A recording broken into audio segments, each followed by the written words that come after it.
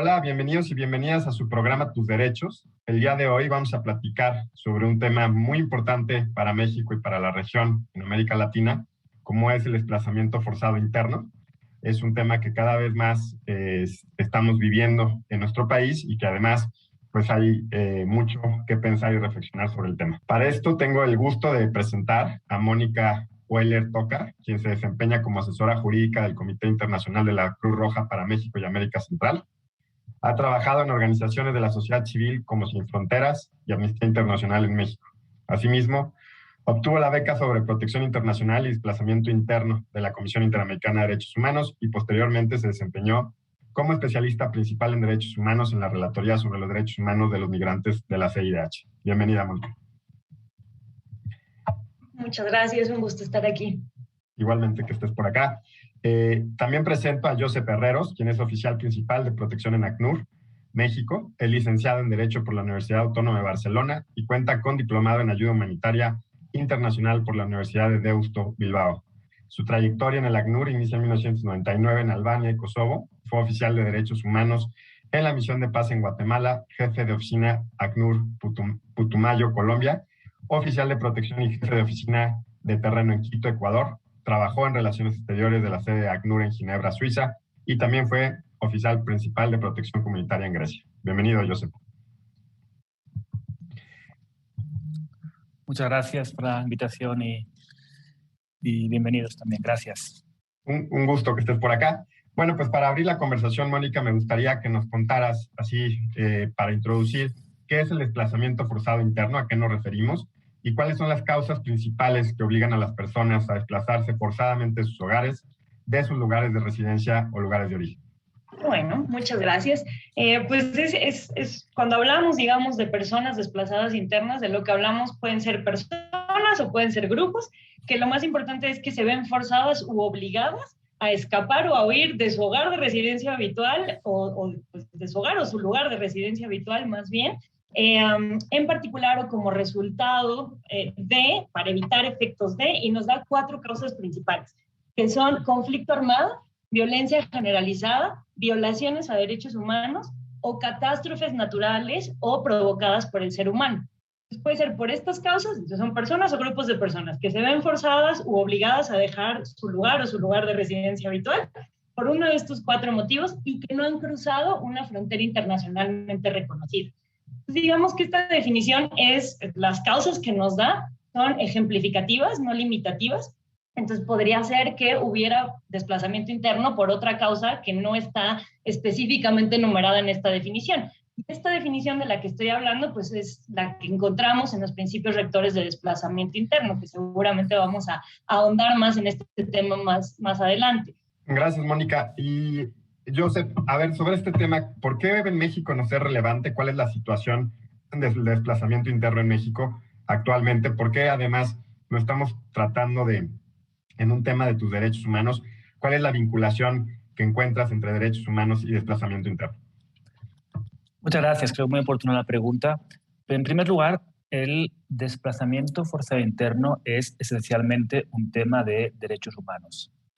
La persona que se ve forzada a desplazarse de su lugar de residencia para proteger su vida, como decía muy bien Mónica, en el caso del desplazamiento interno se mantienen en su país, no cruzan una frontera. Por tanto, siguen siendo ciudadanos del país y por tanto son sujetos de los mismos derechos que cualquiera de las personas que nos está escuchando hoy desde México.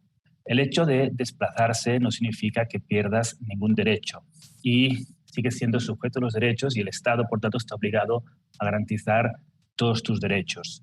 Los derechos que esencialmente están en riesgo, se violan, yo les diría en las 3 fases de desplazamiento. Primero, en la fase de riesgo de prevención, está el derecho de circulación, que también incluye el derecho a no ser desplazado forzadamente, el derecho a circular libremente y que no te fuercen a abandonar tu lugar de residencia.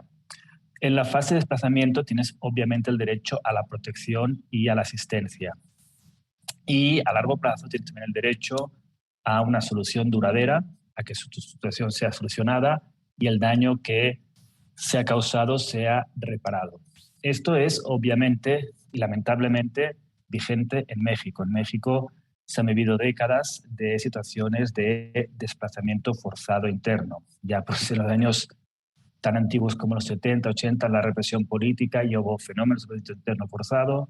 También tuvimos fenómenos en Chiapas y actualmente hay situaciones de desplazamiento forzado en el sur del país, en Chiapas, Oaxaca, relacionados a conflictos comunitarios y también a situaciones de violencia. Y también en toda la zona de Michoacán, Guerrero, Chihuahua, muy ligados a la violencia generada por grupos criminales o el narcotráfico.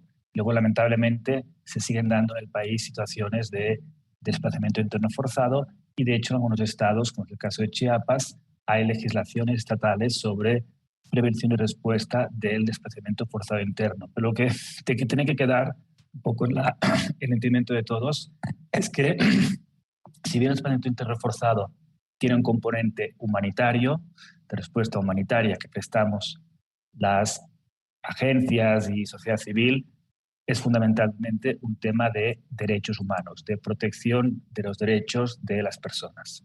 Muchas gracias, Josep. Y Mónica, bueno, aprovecho también para preguntarte sobre los principios rectores del desplazamiento interno. ¿Cuáles son estos y cuál es su relevancia?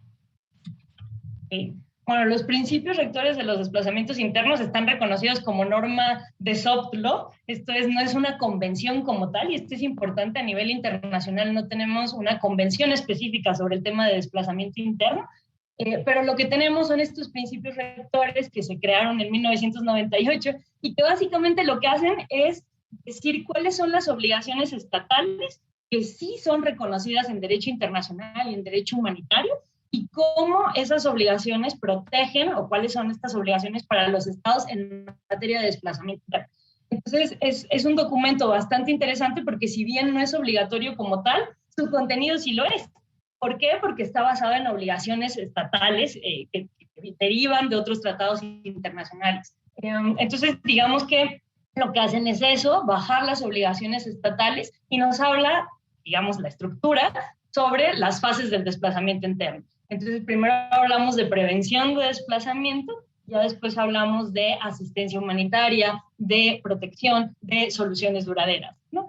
Entonces, digamos que lo que hace es, en las fases de desplazamiento, cuáles son las obligaciones que tiene cada estado en relación con personas desplazadas. Perfecto. Y Josep ya mencionaba esta noción a la que se refería Mónica, que es la idea de soluciones duraderas para los desplazados internos. ¿A qué nos referimos con eso? ¿De qué estamos hablando?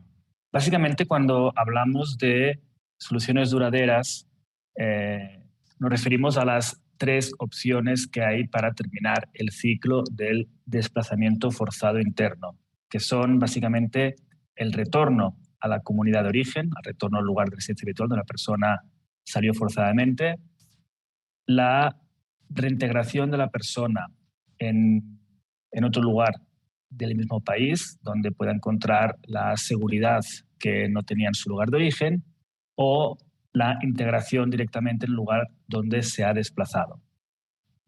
Básicamente son estas 3 posibilidades. Lo esencial de las 3 opciones de soluciones duraderas, repito, retorno, reasentamiento o integración local, es que sea una decisión voluntaria, digna y segura.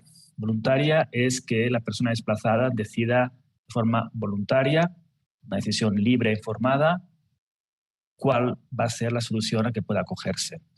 Digna, que se den condiciones de dignidad con toda la asistencia y las garantías de protección en curso. Y segura, que los factores de violencia que causaron el desplazamiento forzado hayan desaparecido y que haya garantías de no repetición. Pero básicamente lo que los principios rectores marcan son estas 3 opciones, y sobre todo que se den en condiciones de voluntariedad, dignidad y seguridad. Y obviamente tiene que haber una participación de la población desplazada en todo el procedimiento.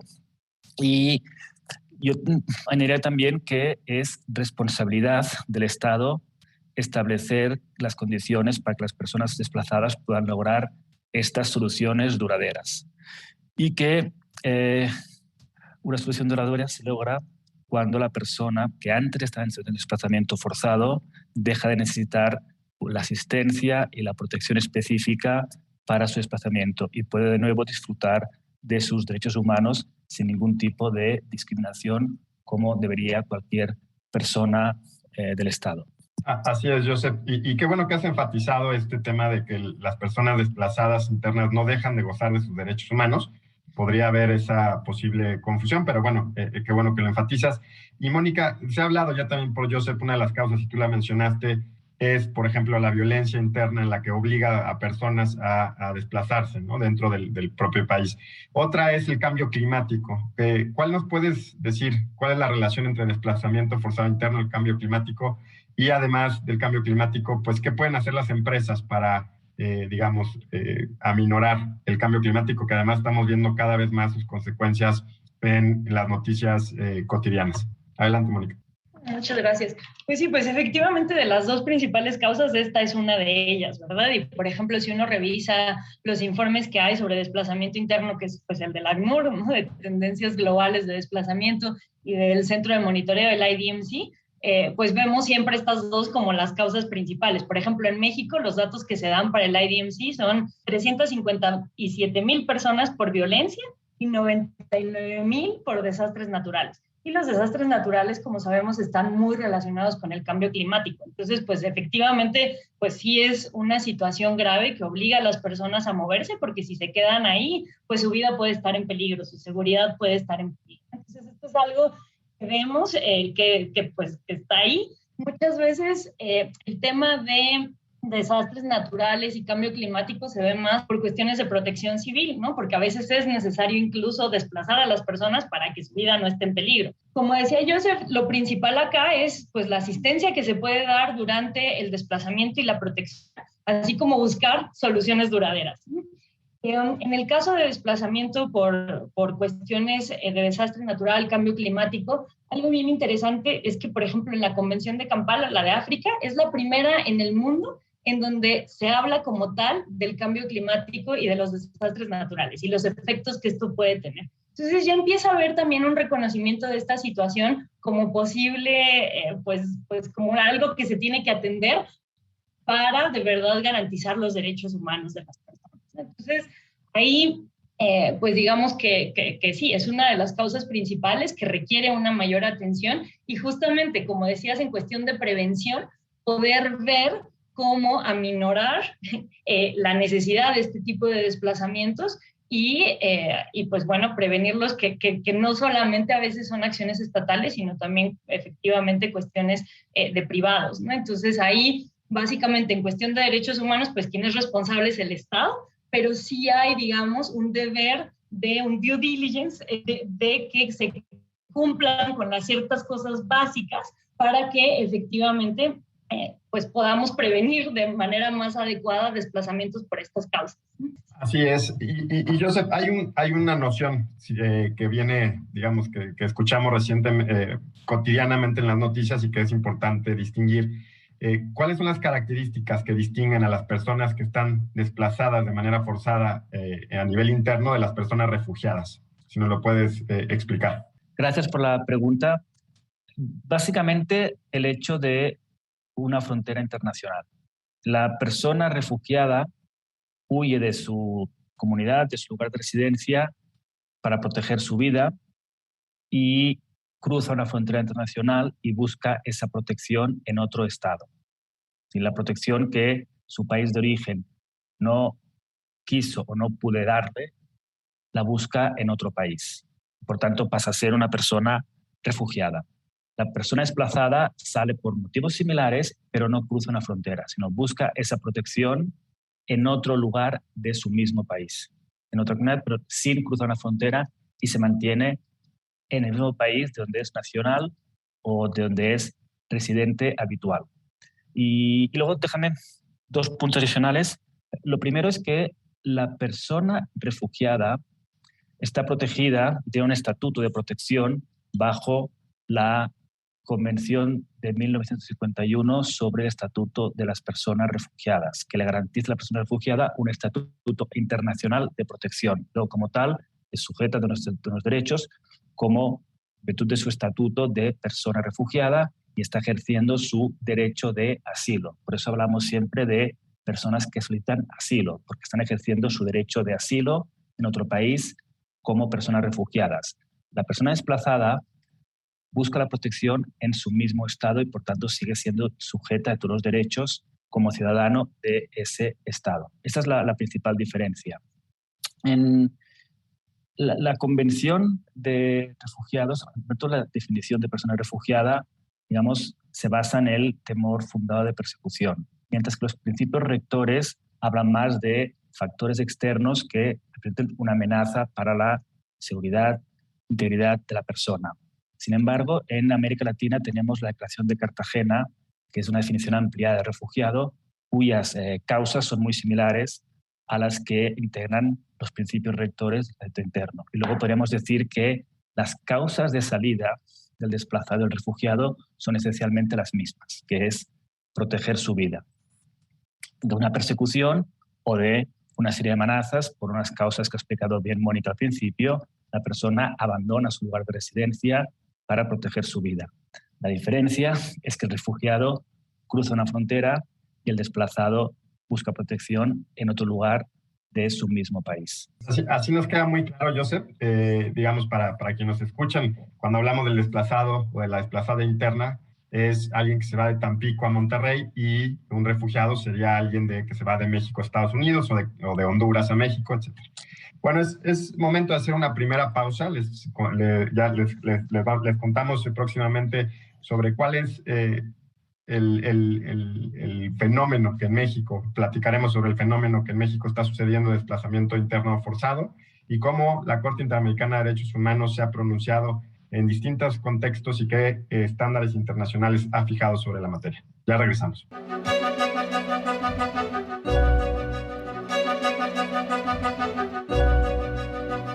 Ya estamos de regreso en su programa Tus Derechos. Estamos platicando sobre desplazamiento forzado interno.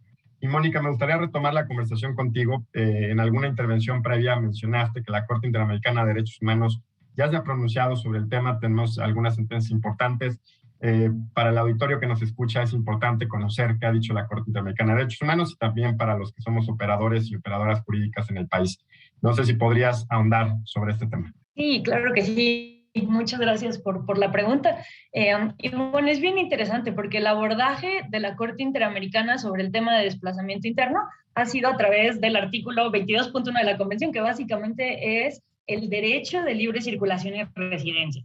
Entonces, lo que ha dicho la Corte principalmente es que parte de este derecho es el que una persona no sea obligada a desplazarse. Entonces, digamos que utiliza este artículo para definirlo al revés y que esto implica, pues, la obligación de no desplazamiento forzado. Entonces, a partir de ese artículo tiene una jurisprudencia bastante interesante en tema de desplazamiento interno. Primero decir, ha dicho algunas generalidades. Las tres principales son que las personas desplazadas están en situación de vulnerabilidad, porque, como decía Joseph ya varias veces, es el propio Estado el que las tiene que proteger. Digamos que se tuvieron que, por una falta de prevención o de garantizar los derechos de las personas, y es ese mismo Estado quien las tiene que proteger. Entonces, digamos que ahí hay una situación de vulnerabilidad de facto. Eso es lo que ha dicho, pues, la Corte Interamericana como como generalidad de desplazamiento interno.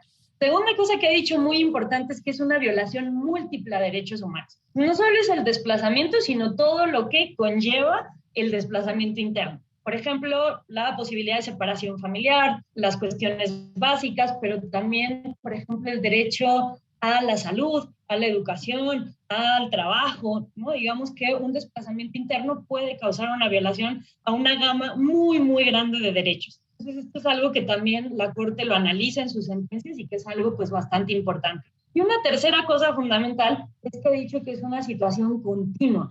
Esto quiere decir que va a terminar hasta que se alcance una situación de solución duradera. Entonces, digamos que hasta que la persona puede retomar su proyecto de vida y pueda hacerlo en condiciones, pues, de voluntad dignas, digamos, y duraderas, es que podemos hablar de una finalización de una situación de desplazamiento. Entonces, digamos que estas son las generalidades que ha dicho, pero además también ha ahondado en cuestiones específicas. Por ejemplo, ha dicho algo fundamental, que es que hay que tomar en cuenta la situación diferenciada de las personas desplazadas. Dentro de las personas desplazadas vamos a encontrar a lo mejor a pueblos indígenas que tienen una relación especial con su tierra y que el ser desplazadas es mucho más dañino para ellas e incluso puede afectar su propia existencia. Entonces digamos que ahí lo que ha hecho la Corte es establecer cosas particulares que se tendrían que tomar en cuenta según la persona desplazada. Por ejemplo, caso de mujeres, caso de niños, niñas y adolescentes, entre varios grupos, ¿no? Entonces es otro enfoque que se ha dado y que es bastante importante. Y otra cosa que me gustaría resaltar es que la mayoría de la jurisprudencia de la Corte se ha dado en contextos de conflicto armado, especialmente casos de Colombia, de masacres, pero que ya también se empiezan a ver cuestiones más particulares. Entonces, por ejemplo, una sentencia que para México es fundamental es el caso Alvarado Espinosa contra México. Entonces, en ese caso estamos hablando de el operativo conjunto Chihuahua, en el marco de la guerra contra el narcotráfico, la guerra contra las drogas, conocida pues comúnmente, en donde pues digamos que Fuerzas Armadas estaban en labores de seguridad ciudadana. Y esto ocasionó la desaparición forzada de miembros de esta familia, Alvarado Espinosa. Pero además de la desaparición de estos miembros, empezaron a recibir amenazas y mucho acoso, que ocasionó que además se desplazaran internamente. Entonces, esto es bien importante porque es la primera sentencia de la Corte Interamericana que específicamente ve un tema sobre México. Ya tenemos una sentencia como tal que habla de desplazamiento interno en un contexto muy particular, que fue el contexto de la guerra contra las drogas, en donde, por ejemplo, una de las medidas de reparación que solicita la Corte es que la familia pueda reubicarse o que pueda regresar al lugar del que se vio forzada a desplazarse. Entonces, pues ya tenemos esto específico en México. Y bueno, nada más decir que no solo la Corte Interamericana, sino la Comisión Interamericana también tiene resoluciones pues bastante interesantes sobre desplazamiento interno, en específico sobre casos de desplazamiento que se ha ocasionado por desalojos en algunos contextos como el guatemalteco. Entonces, por ejemplo, a través de medidas cautelares, la Comisión Interamericana ha solicitado medidas específicas para la protección de pues, comunidades enteras que habían sido desalojadas y desplazadas internamente y que no se les estaba dando ninguna clase de atención, ¿no? Entonces, digamos que también podemos encontrar a través de medidas cautelares algunas sentencias pues, bastante interesantes, ¿no?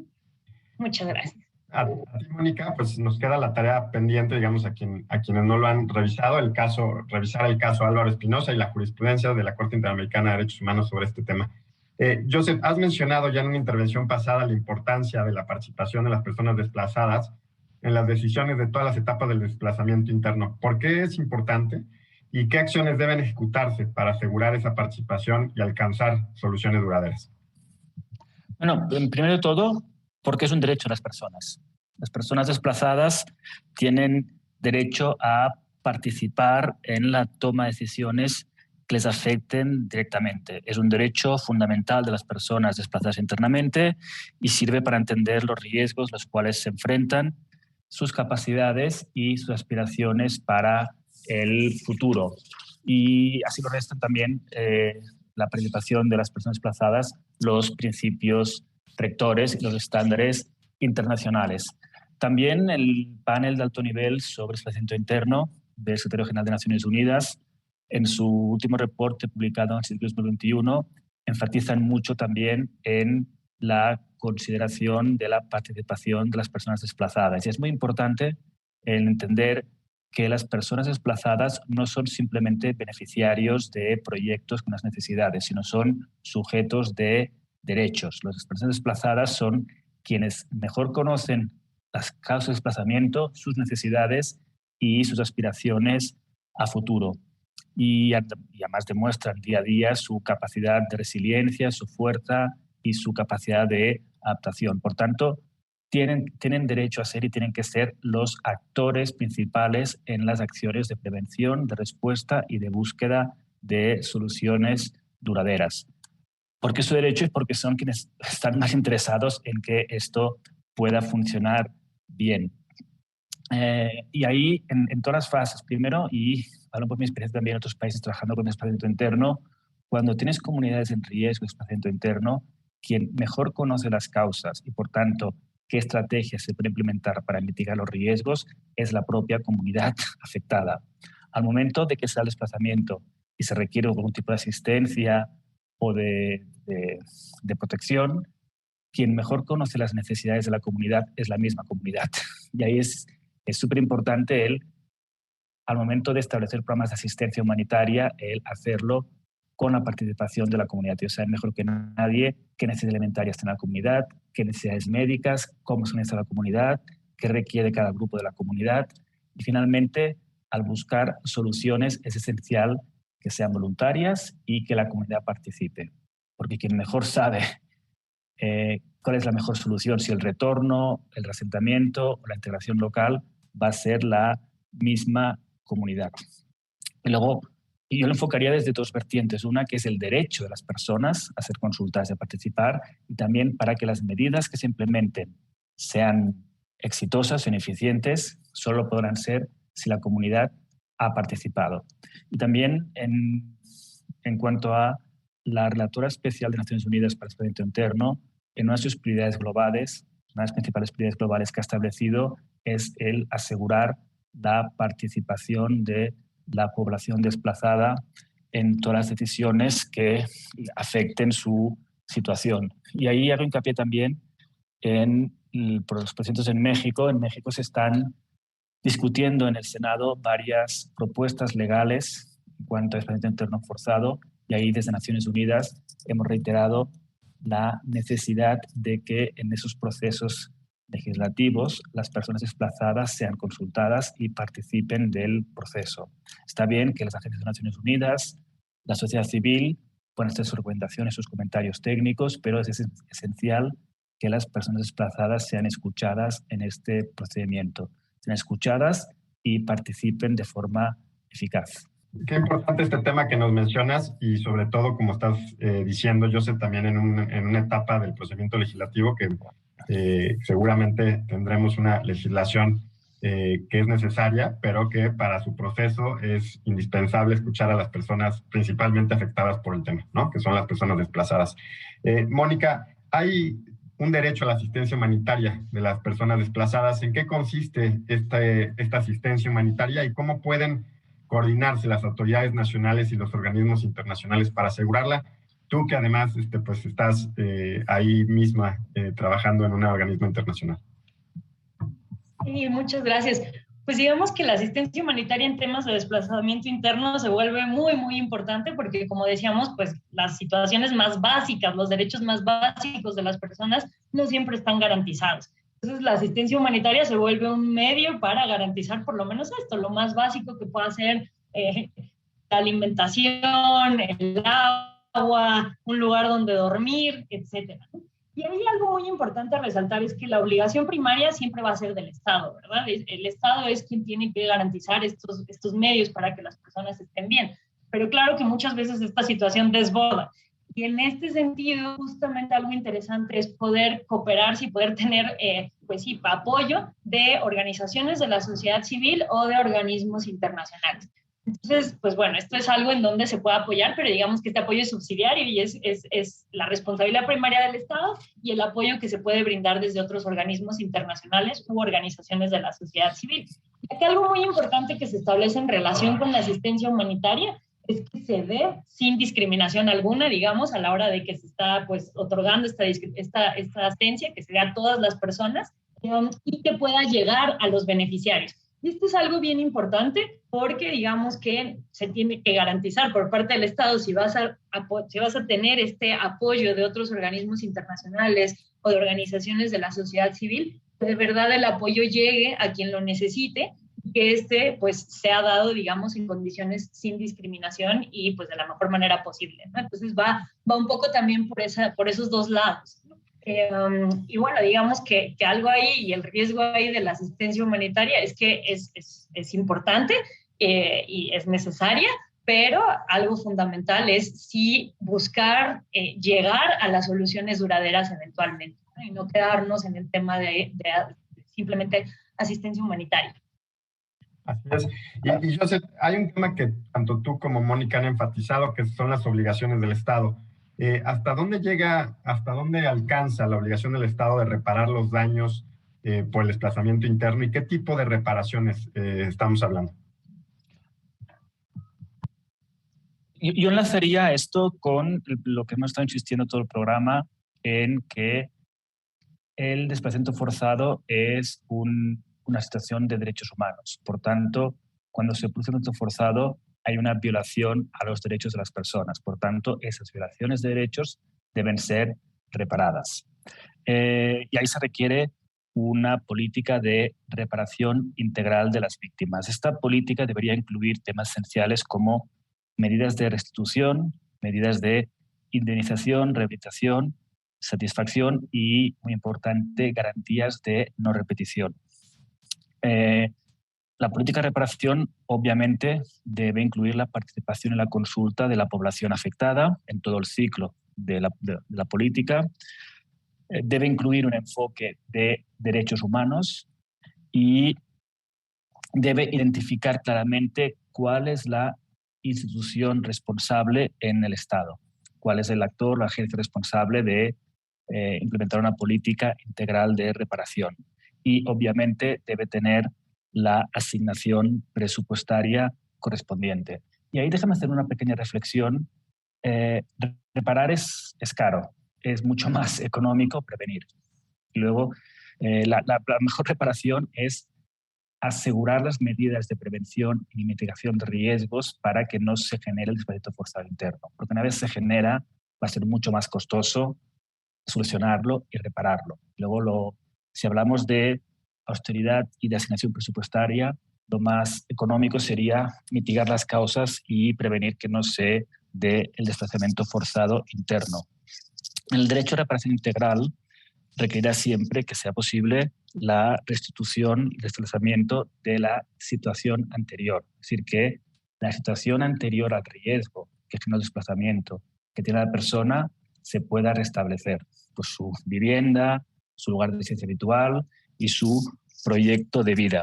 Y eso implica la restitución de todos los bienes que se perdieron durante el ciclo del desplazamiento. También puede incluir, cuando no sea posible restablecer los bienes, el pago de una justa indemnización y contemplar todos los daños materiales e inmateriales, incluidos viviendas, salud, restitución de tierras y además de las reparaciones individuales a las que cada persona o familia van a tener derecho. También es importante entender la situación colectiva y ahí será muy importante incluir también medidas de verdad y justicia. Y finalmente, no olvidemos que detrás del desplazamiento forzado puede haber la comisión de delitos. Por tanto, parte de la reparación también es la investigación y sanción de los delitos cometidos contra las personas y obviamente la reparación de las víctimas. Luego también asegurar el acceso a la justicia en condiciones de igualdad para las personas víctimas del desplazamiento forzado interno. Claro, pues gracias por este apunte tan completo, Josep. Vamos a hacer una segunda pausa. Estamos hablando sobre desplazamiento forzado interno. Estamos platicando sobre los estándares internacionales y la situación en México y en la región. Ya regresamos.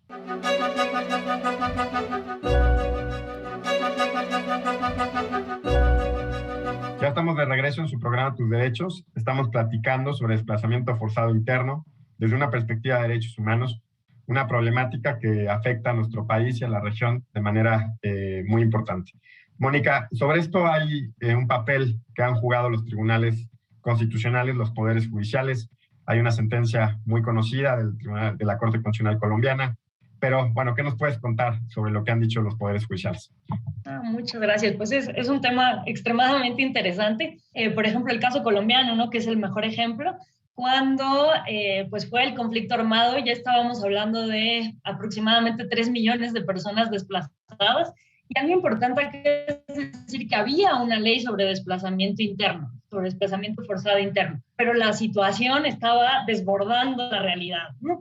Entonces llega a la Corte Constitucional de Colombia más de 100 tutelas judiciales, pues más o menos hablábamos de 1,000 personas que estaban en una situación de desplazamiento interno y que no habían sido atendidas. Entonces, lo que hace la Corte Constitucional de Colombia es muy interesante porque analiza algo que pasa constantemente en muchos países, que es la diferencia o la brecha que hay entre lo que dice la ley y lo que pasa en la práctica. Entonces, lo que hace la Corte es decir que estamos ante una situación de un estado de cosas inconstitucional. Entonces, esta figura básicamente son dos elementos principales, y una es que tenemos una violación a muchos derechos a muchas personas, ¿no? Como a gran escala, y lo segundo es que eso no se puede atribuir a una autoridad como tal, sino que es una situación estructural.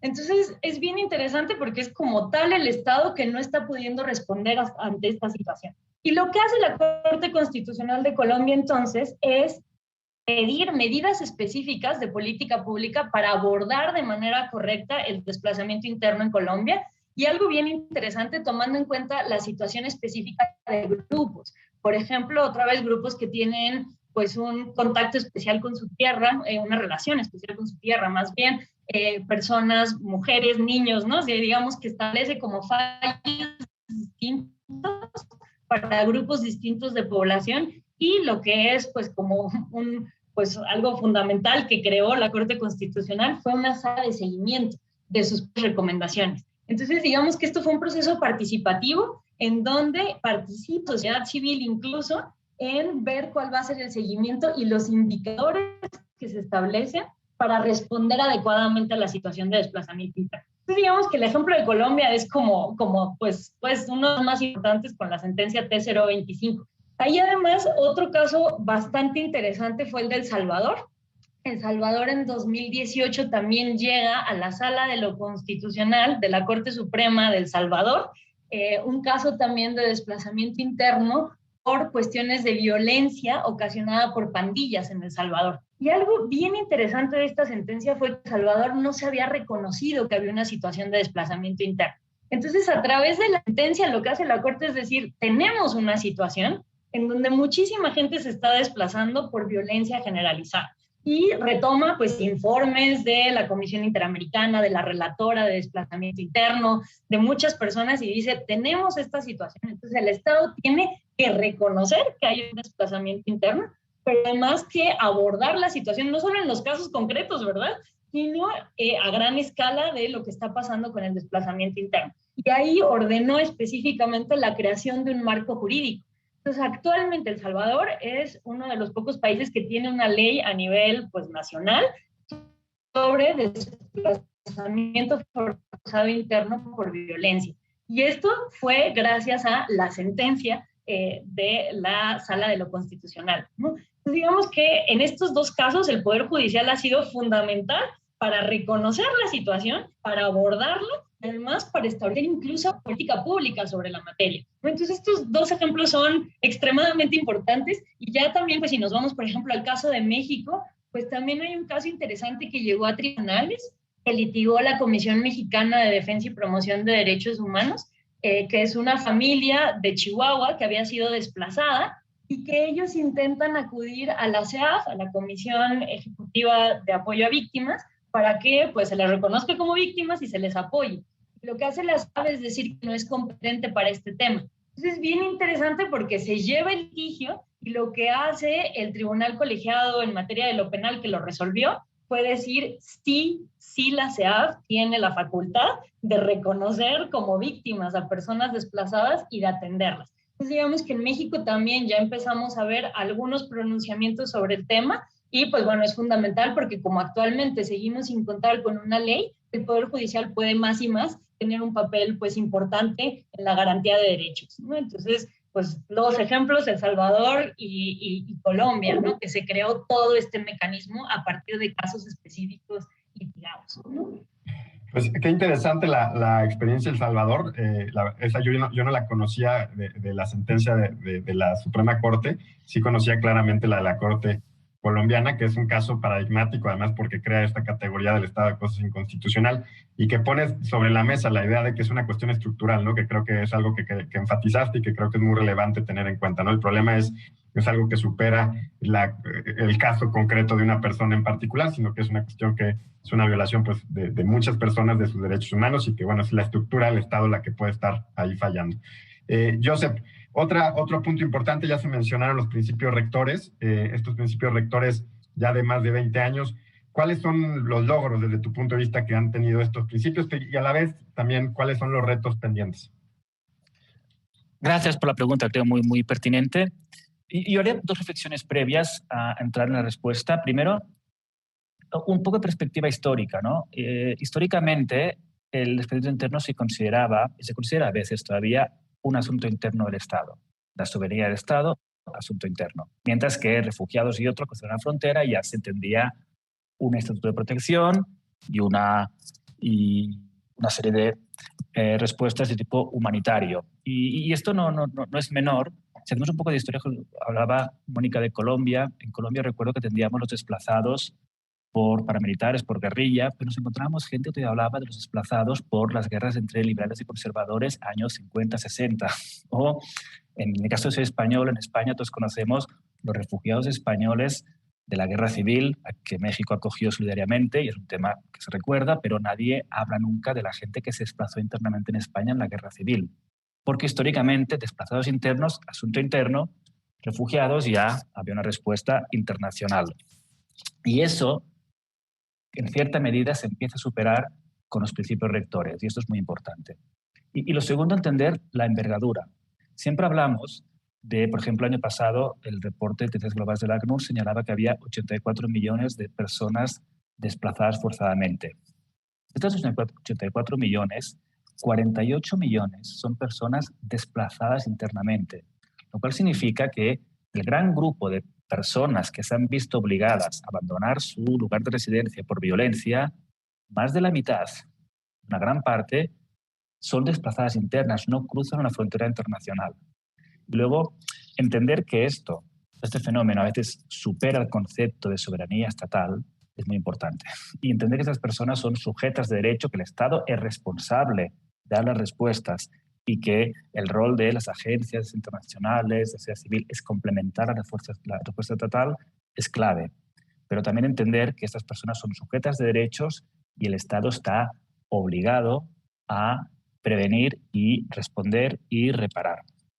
Y en esto, el año 98, con la publicación de los principios rectores, fue un punto de inflexión esencial. Los principios rectores aportan una definición y unos estándares internacionales sobre qué entendemos por desplazamiento interno y cuáles son los parámetros que definen la situación. Y sobre todo, afirman la responsabilidad nacional y las obligaciones que tienen los estados en un enfoque de derechos para la prevención y la respuesta y la búsqueda de soluciones en situaciones de desplazamiento forzado interno. Y a partir de aquí se encadenan una serie de instrumentos internacionales para guiar las respuestas estatales y la responsabilidad estatal de la respuesta. Primero, en 2005, se crea dentro del sistema humanitario el marco global de respuesta y el enfoque de respuesta en grupos humanitarios. Básicamente, para hacerlo entendible, por ejemplo, en el caso de refugiados, ACNUR tiene un mandato sobre las personas refugiadas, ¿sí? En el caso de niñez, UNICEF tiene un mandato. En el caso de personas migrantes, OIM tiene un mandato. En el caso de personas desplazadas internamente, ninguna agencia tiene un mandato específico porque es una responsabilidad de los estados. Sin embargo, entendiendo la dimensión humanitaria y de derechos, los estados pueden pedir la asistencia de Naciones Unidas para responder al desplazamiento forzado interno. Y ahí lo que se crea es un enfoque de grupos humanitarios según el expertise de cada agencia. Y en el caso de ACNUR nos corresponde el liderazgo en los temas de protección. Luego también se crea todo un esquema de respuesta dentro de Naciones Unidas para apoyar a los estados en la respuesta al desplazamiento forzado interno. En 2010, también desde Naciones Unidas se impulsa el marco de soluciones duraderas para personas desplazadas internas, y en 2020 también se ha trabajado sobre esquemas de reporte, manejo de información y gestión estadística de personas desplazadas internas. También en lo regional, es importante señalar el MIRPS, el Marco Integral Regional para la Protección y Soluciones para Centroamérica y México, que busca también trabajar sobre las causas del desplazamiento forzado y los mecanismos de respuesta. Igual que ahí está respuesta regional en el marco de Centroamérica y México, también hay otras en África y en Asia, y también se busca respuestas regionales al fenómeno. Y yo un poco creo que Los dos grandes aportes que tenemos desde el año 98, publicación de principios rectores, creo que son dos. Primero, tener unos estándares que te definan el concepto y que dan base luego también a marcos legales nacionales de prevención y respuesta. Y los principios rectores te aporten unos estándares internacionales que van a guiar la definición de marcos legales, como ocurrió en Colombia o como ocurrió recientemente en El Salvador, que explicaba Mónica antes, o también que esperaríamos que en México también algún día haya una ley nacional que también refleje los estándares internacionales de sus principios rectores. Y en segundo lugar, que hay un esquema de respuesta humanitario. Los estados ya saben cuál es la capacidad de Naciones Unidas para poder apoyar y cuáles son las diferentes áreas en que cada agencia de Naciones Unidas puede dar respuesta. Lo que está pendiente después de 20 años de principios rectores, pues que tenemos 48 millones de personas desplazadas internas, que a pesar de todos los esfuerzos realizados, siguen aumentando las personas desplazadas. Claro. Y a los temas de conflicto, pues también se suma el cambio climático y otra serie de factores, y luego se requiere seguramente de esfuerzos más definidos de parte de los estados para prevenir y mitigar los riesgos del desplazamiento forzado. Pues un gran reto todavía pendiente por la situación que estamos viviendo y que, bueno, no parece que desafortunadamente que vaya a cambiar en el corto plazo. El tema, por lo menos, del cambio climático cada vez se está haciendo más acuciante y más complejo, como lo hemos visto en distintas partes del mundo. Y bueno, el tema también de la violencia, pues en el caso de México, pues sigue siendo un tema muy presente. Mónica, ya no nos da tiempo de hacer otra ronda de preguntas, tenemos que irnos a la ronda de conclusiones y reflexiones finales. Te pediría que nos des tu última intervención. Bueno, pues como vemos, pues sí, el tema de desplazamiento interno pues es una realidad, ¿no? que definitivamente requiere pues acciones para mitigar las consecuencias humanitarias que esto genera, ¿no? Yo diría que por lo menos en particular para México algo fundamental es que había una deuda gigante sobre el tema de desplazamiento interno y sobre reconocer que es algo que pasa en nuestro territorio. Es algo que ya está, ya hay un reconocimiento formal de la situación, pero esto sigue sin ser suficiente, ¿no? Entonces digamos que acá pues es importante seguir avanzando, ¿no? En a lo mejor poder tener finalmente esta legislación, pero que independientemente de si es con legislación, con política pública, como se haga, el centro del tema de desplazamiento interno, como ya se ha mencionado varias veces, tienen que ser las personas desplazadas. Entonces digamos que esto es algo fundamental que no podemos perder de vista en cualquier clase de respuesta que se le quiera dar a esta situación. Y lo otro es que, bueno, pues tenemos ya estándares muy claros y muy buenos, muy específicos sobre incluso temas muy concretos de los que podemos pues echar mano, ¿no? ¿Verdad? Tenemos los principios rectores, tenemos las sentencias de la Corte Interamericana, las medidas cautelares de la Comisión, ¿no? Entonces, pues digamos, buscar hacer algo lo más protector posible, creo que es algo pues fundamental que requiere la situación en específico de México. Y bueno, pues me quedaría con eso. Muchas gracias. Gracias a ti, Mónica. Muy importante lo que nos dices, porque estas fuentes son importantísimas, ya sea para, como dices, para la legislación o política pública o posiblemente sentencias futuras sobre el tema. Y Joseph, también tu conclusión o reflexión final, por favor. Yo, si me permite, estaría 3 reflexiones muy rápidas.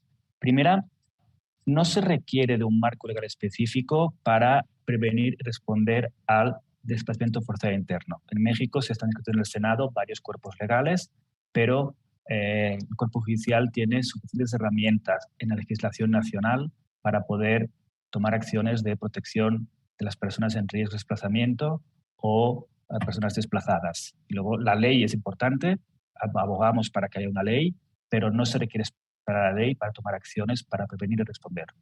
Segundo mensaje, rol de las instituciones de derechos humanos. Es esencial que los derechos humanos sean independientes y tengan un mandato lo más amplio posible para promover y proteger los derechos de las personas.